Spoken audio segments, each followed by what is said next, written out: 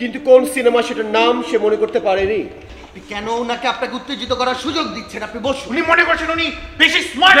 আপনি থামুন।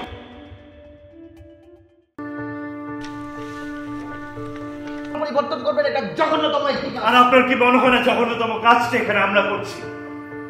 সেই সংশোধনাগার থেকে সুস্থ স্বাভাবিক সুন্দর একটা জীবনে সে ফিরে আসবে, কিন্তু তেমনটা ঘটেনি।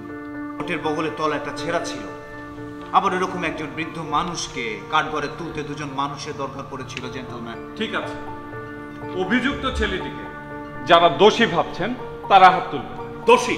জি। বিশ্বাস করতে পারছেন না, তাহলে নির্দোষ বলে হাত তুলেছেন কেন? কোনো আলোচনা না করে একটা ছেলেকে ফাঁসির জন্য সুপারিশ করা আমার জন্য কঠিন। আর আমাদের জন্য তো এটা অনেক সহজ। 19 বছর বয়সে একই ছেলে তার বাবাকে খুন করে বসলো। আজকালকার ছেলে মেয়েদেরকে দেখেছে? আমি আমার পিতাকে স্যার বলে ডাকতাম।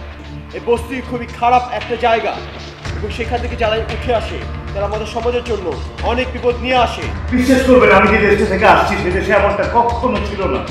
শুধুমাত্র সেই কারণে আমার এই দেশে আসা। এবং পুরো এলাকায় এরকম একটা ছুরি পাওয়ার কোনো সম্ভাবনা নেই। যদি তাই হয়ে থাকে তাহলে আপনি একটা প্রত্যেককে বিশ্বাস করতে বলছেন। আমি শুধু বলতে চাচ্ছি যে এমনটা কিন্তু হতে পারে। আর আমরা কি বলছি বুঝুন। উনি নাকি আরেকটা ছেলে এখানে নিয়ে আসেন।